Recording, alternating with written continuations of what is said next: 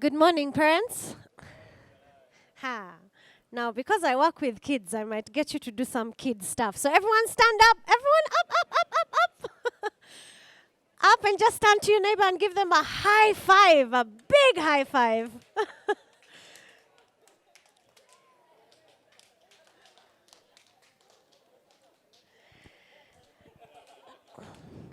Very good job. Now we are still working with kids, That kids in us, okay? So everyone put up your right hand. Your right hand. Okay? So I'll mirror you. Mr. Mutesasira is saying, which one is my right hand? Okay, so put up your right hand and then face it to your neighbor, just like that. Okay? Your right hand. Face it to your neighbor on your right. On your right. Yeah? And then put up your left hand and point your finger. And just point that finger right inside that palm of your neighbor. Point it right inside your neighbor's palm. Exactly. Yes. We're going to see how fast we can be, okay? To do two things at the same time.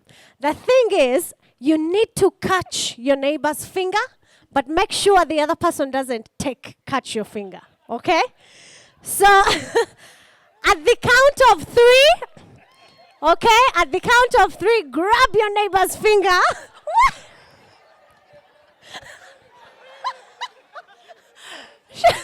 I've not yet even counted. Now I understand where our kids get it from. Eh? Are you ready? 1, 2, 2.5. I said 2.5. Why are you rushing? Eh? One more time. Are you ready? Are you ready? 1, 2, 3. Okay, sit down. Good morning once again. It's always a pleasure to see our parents come in so we can discuss the most important issues when it comes to our children, yeah? And now from looking at all of you, I think I can tell who your kids are. With the way you followed instructions and with the way you are too fast to do it before you're told to do it. So anyway, my name is Janai, and together with Miss Senoga, Fifi, we are the ones that lead the team for Growing Up Sessions. We have 3 other people on our team, 2 gentlemen and another lady, yeah? We are always very privileged and very honored to actually be in the presence of your children and teach them these things, but also, most importantly, learn from them. Your children are amazing. They're very smart. They know so much more than we do. So it's always nice to hear from them and get to understand how their little minds think and how their little minds reason. As a parent as well, I strongly believe that our children are our future leaders. And that's why we need to invest in them. Invest in them by empowering them, by giving them all the skills and all the educations and all the standards and values that they can stand on. Because as a parent, much as we always want to be there comes a time when we have to release them and trust that they will make the right decisions for themselves. That's why, together with North Green, we have partnered and said, let's teach our children values. Values that are godly principles. Values in relation to their bodies, in relation to their thinking, about their growing up stages and all that, because it's very important. We all agree we live in a very crazy world today that has a lot of information spreading around. Our children, because they are naturally hungry to learn, they will listen to anything and everything. And that's where, as parents, we come in and give them a bit of direction to help them understand who they are and what they stand for. So this time, we've dealt with 3 major areas. The first area is in hygiene. The second area is in puberty. And the third area, which is very, very important, is our body safety boundaries. So we are here today to give you some feedback so you can understand what exactly is happening when you are not around. We've had sessions on body safety where we get the children to open up about experiences they've had. We follow an acronym called PANTS, like your panty, and we tell them your body is private, but there are areas that are exclusive only for you to touch and only for you to give permission to someone else to touch. Even your parents should ask for permission. And those body parts are covered, so we say pants, the body parts are covered by their panties. And for girls, we say your swimsuit because of the upper area as well. So with pants, it's an acronym. Every word has a statement attached to it. P standing for privates are private. Even when you go to the doctor has to ask, can I check you? Can I touch you here? Because your body belongs to you. So some of you have given feedback and said, I took my child to the doctor. And my child said the doctor should not touch until they ask them. And I was very impressed. Because when they are practicing it out, then we know that what we are feeding into them is making sense and it is helping them. So when you hear your kids say, Mommy, don't touch me, please don't say, I am your mother. Do you know I'm the one who produced you? No. Let's respect their decisions and let us encourage them to say no when they have to say no. Because that no can save them from a lot. So when it comes to body safety, we had a couple of children open up, especially in areas of sleepovers with family, with relatives, with friends. I beseech you, parents, we need to wake up and put some precautions for our children. One of the girls came up to me and said her cousin brother kept following her everywhere in a joking way. And he's following her, peeping through the bathroom when the girls are taking a bath, and laughs. So because laughter is attached to it, it seems funny. But then she went ahead and said, Miss Janai, when Auntie moved out, I was in the room, and then he came and he tried to kiss me on my cheek. This is a cousin brother. Now, please don't get me wrong. That cousin brother is not a bad child. He's just been exposed to so much that he needs help to realize what is right and what is wrong. So before we point the fingers and say cousin brothers are bad, no, that is not what I'm saying. I'm saying the exposure we allow our children to get involved in will mold the way they think and the way they act. Another little girl, I asked them, so, if anything happens to you, who would you talk to? And they all kept looking around. Then I said, okay, let's give examples. Mommy. I can't tell mommy. And so I was like, why can't you tell mommy? If I tell mommy, she'll just blame me. So I was like, but no, mommy can't just blame you. You have to explain to mommy. And they go ahead and say, you don't know my mother. Especially when she's on her phone. She can't even listen to you. So our children are noticing these things. We need to give them ears when they speak and when they call out. We need to believe them when they say something and investigate the matter before we make a conclusive decision. Because if our daughters can't run to us, if our sons can't run to their fathers, who are they going to run to? So parents, I beseech you, let's open our ears. Let's give them room to speak. Let's give them room to express themselves before we make the final decisions. So when it comes to body safety, another girl mentioned that her cousin's sister was the one who was trying to touch her privates. So people, our children are mixed with so many people. There are different families with different values. Some families, not necessarily that they have bad values, but sometimes we are too busy as parents. And we never sit down to instill our family values into our children. So where are they getting it from? Henry Danger. They're getting it from Cartoon Network.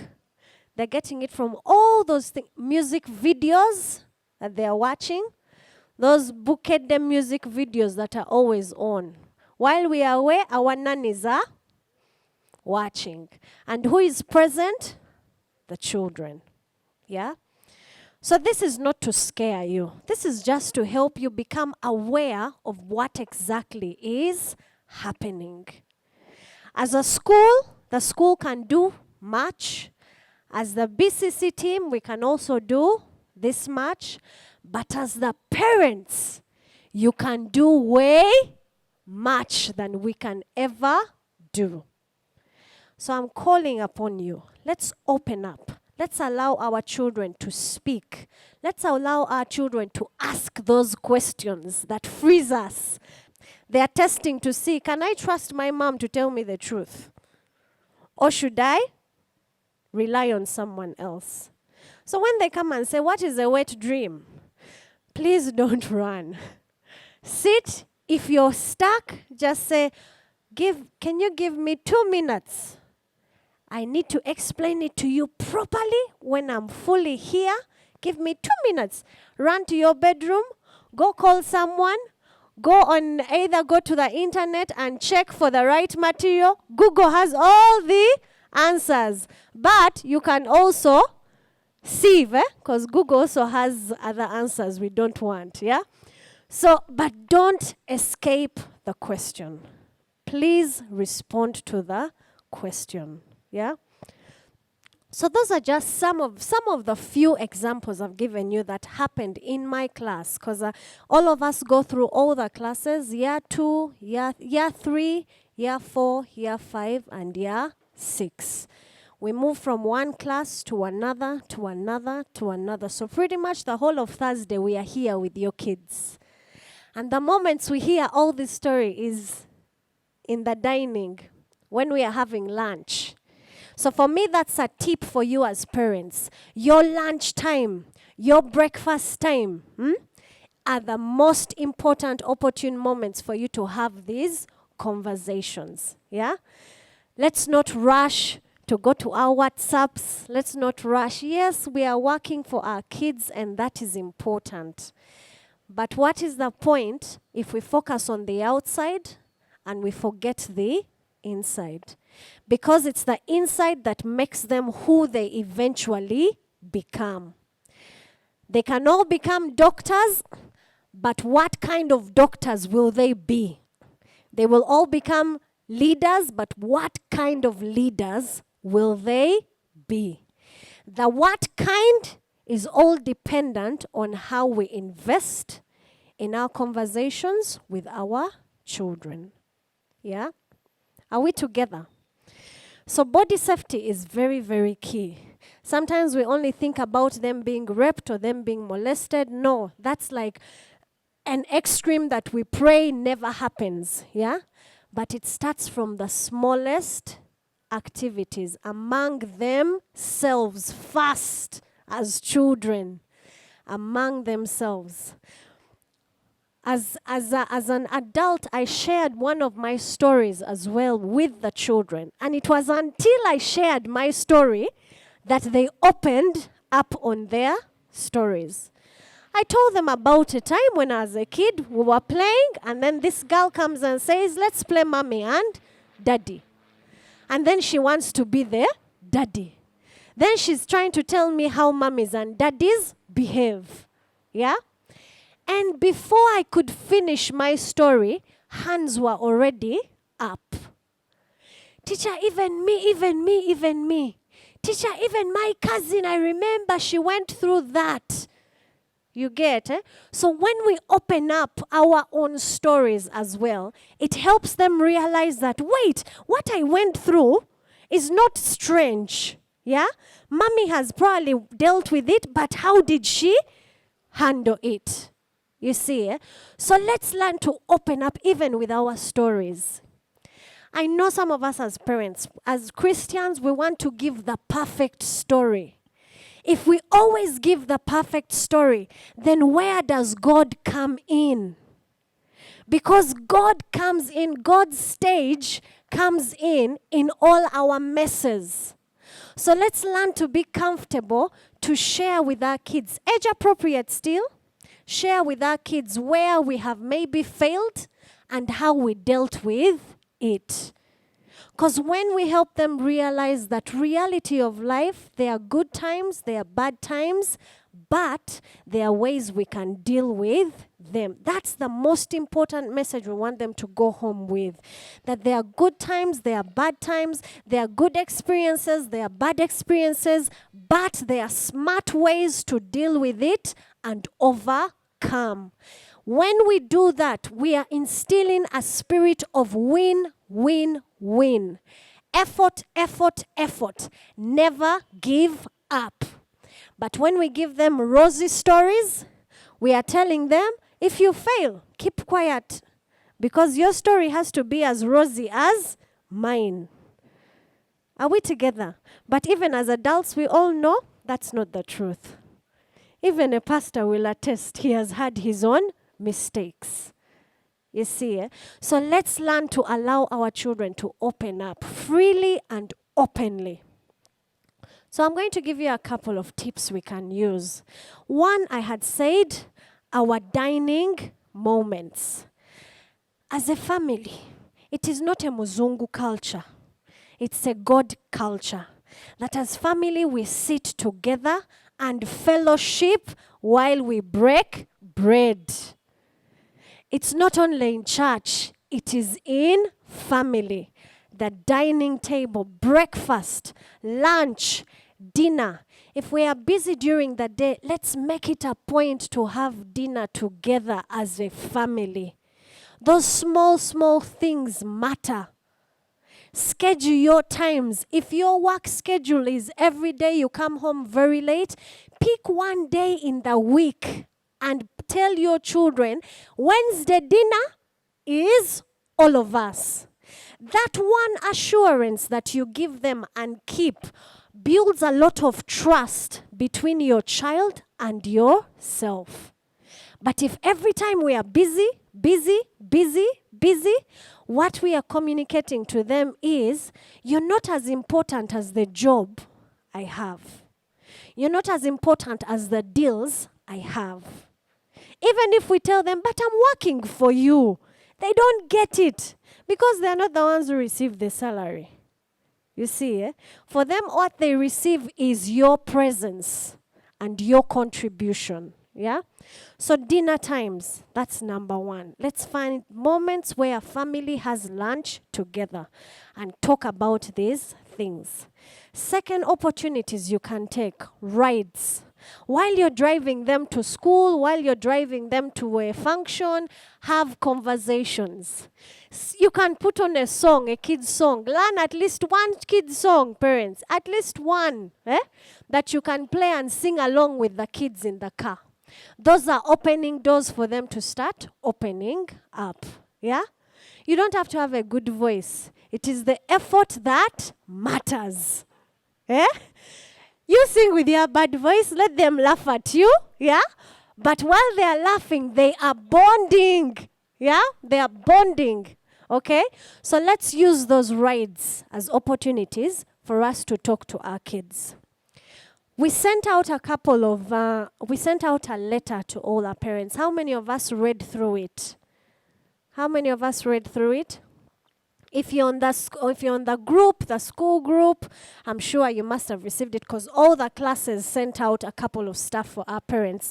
So parents, one more time, how many of us read? Hey. So that's the first step for us being involved in these things. If we also can't read the material, how do we expect our kids to read their homework and their assignments? You understand? Monkey see? Monkey see? So we sent out a couple of newsletters. Please read through them. So during our safety, our body safety network, our body safety boundaries, there are two things we focused on.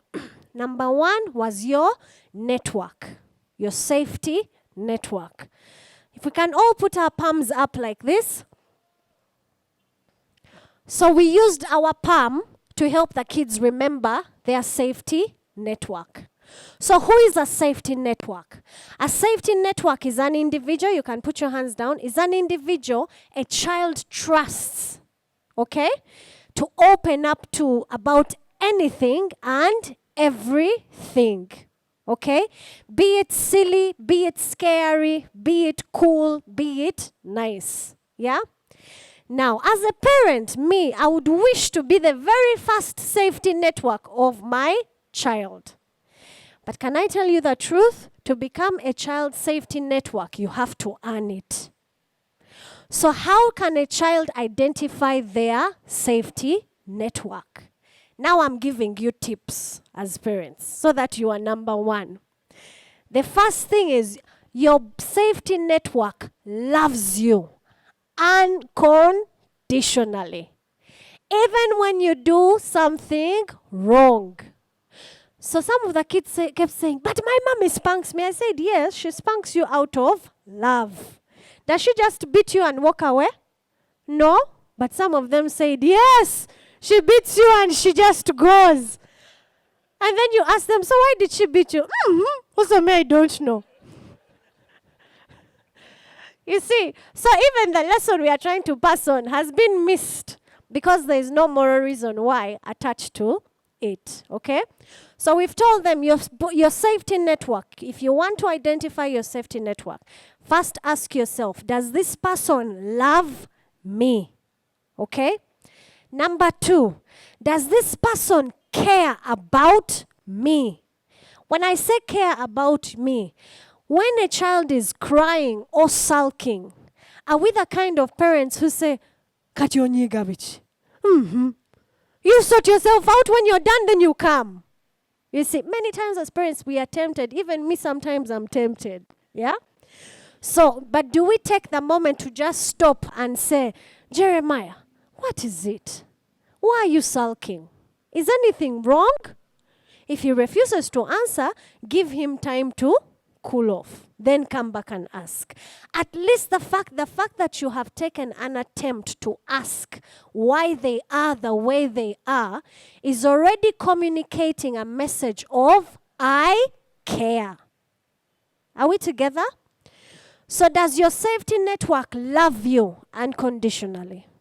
Does your safety network care about you? Number three, does your safety network believe you?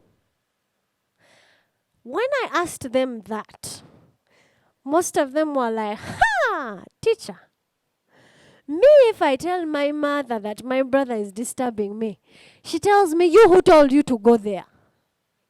You see, eh? Or if I tell my mother that this has happened, she tells me, Katina, what were you thinking? It is your fault. You shouldn't have gone there.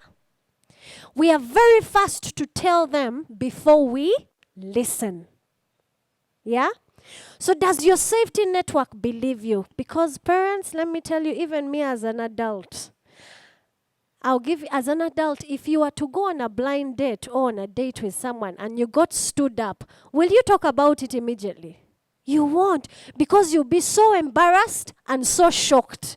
Because you're thinking, what are they going to say? Will they say I am not that good enough to have a date? Or might they say I am the problem, that's why the person didn't show up? The same way you think and freeze is the same way a child freezes when an adult holds them inappropriately and they are shocked. They go silent. They never, ever speak because of the shock. Because of the shame. Because that act comes with a lot of shame as well. It's like a spiritual thing that just grabs onto you and you go like, How many of us have ever been robbed where a thief comes and snatches your bag? The first instant thing, you don't even scream. You just go like, that's the same shock a child experiences when they are touched inappropriately. So we need to be able to show them that I believe you. Because once they feel like you believe them, they will open up more. You understand? So does your safety network love you? Do they care about you? Do they believe you?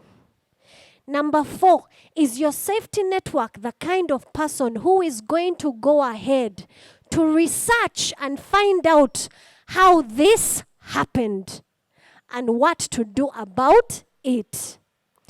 As a parent, our first reaction is a child comes and says, Mommy, so and so touched me. Then we go and attack the person or abuse the person.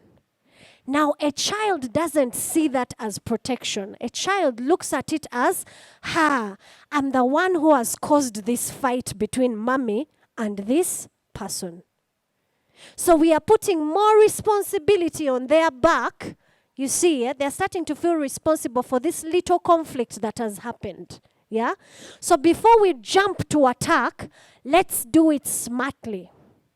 So that our children don't feel like they are the cause for this negative reaction. Yeah? So does your safety network believe you? Will your safety network go ahead to research and find out what happened? And the last one, will your safety network guide you on how to do it better? Or are we the kind of people who say, but you know what we are supposed to do, right? So why did you do it? Yeah? So instead of throwing it back to them, let us give them guidance and say, now you see, my child, you need to now know who are the people you need to be around. And if you're in a dark place with your cousin, get out. You understand? So you're giving them guidance on how to deal with it next time. Yeah? So those are the 5 things a child looks at when they are looking for a safety network. So we tell them the most important thing. So the first thing I told them is, give me a thumbs up. They gave me a thumbs up. Then I told them, okay, now give me a thumbs up without putting your thumb up. Of course, they're like, how do I give you a thumbs up without my thumb up? Then I said, so what does that mean? Our thumb is very important for communicating. It's like the most important finger on our hand or thumb. Yeah? So we tell them the most important safety network, whoever you choose as the most important, the one you trust the most, the one who believes you the most, they are number 1. So if it's daddy, we give them pictures of a handprint, and we say it right, the most important. Some wrote daddy, some wrote auntie, some wrote Jaja. So you will know where you fall when you see that, that paper, okay? So your safety network, number 1, number 2, number 3, number 4, number 5. And we encourage them and say, make sure your safety network is in your different environments. Have one in the family, have one in school, okay? Have one at church, so that when you're in these different areas, at least you can run to them. Then we also tell them, at least cram 2 numbers. The first safety network and the second one. In case you get lost or stuck somewhere, at least you have their number you can call. Okay?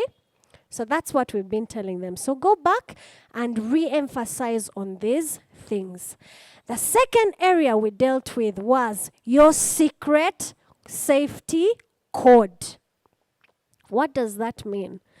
When I was a little girl, I hated eggplants so much. Every time they cooked eggplants, I would fall sick. And my father realized I didn't like eggplants. So coming from I'm from a family where my dad is Indian, my mom is African, at that time the society did not know how to receive that, especially on the Indian side. We were looked at as outcasts.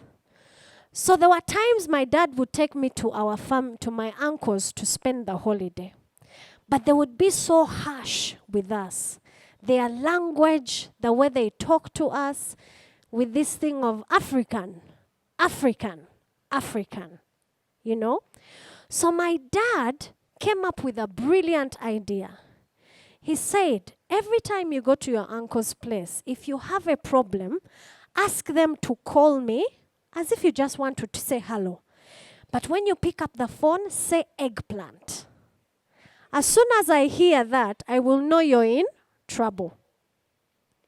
It never got out of my head as a kid.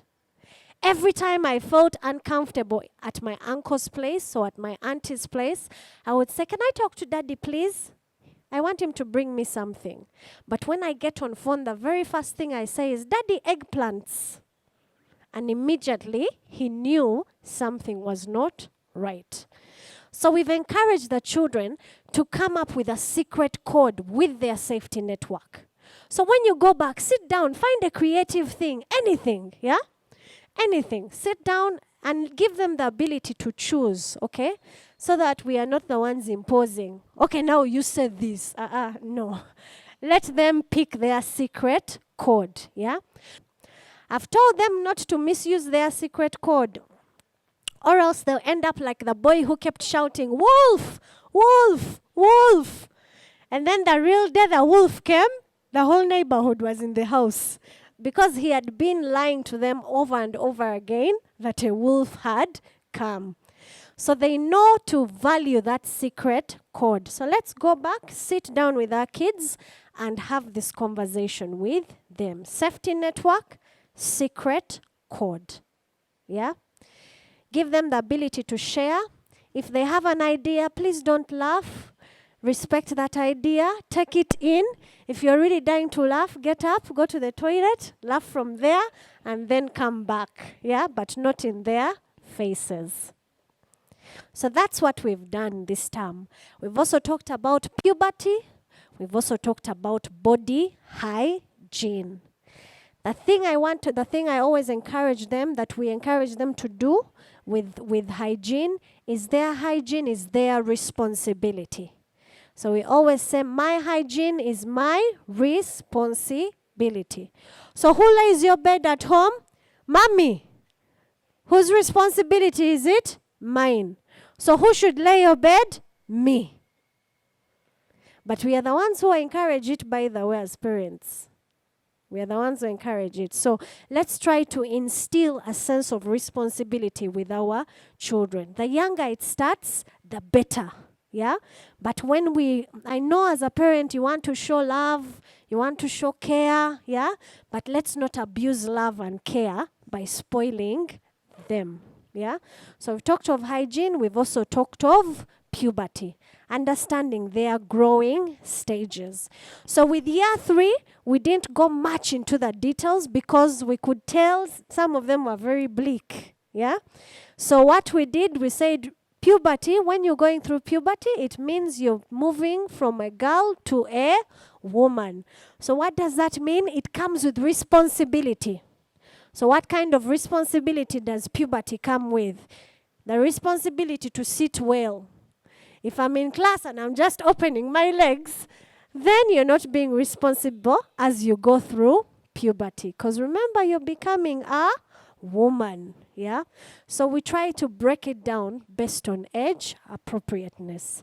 But just so you know, your kids know a lot. Even some of the kids in year 3 were already telling me things, and I had to find a way of keeping them quiet so that they don't bring too much awareness to the other kids in the class. Yeah? So let's learn to allow them to open up and speak. Yeah? Fifi's here. She also had her experiences in her class.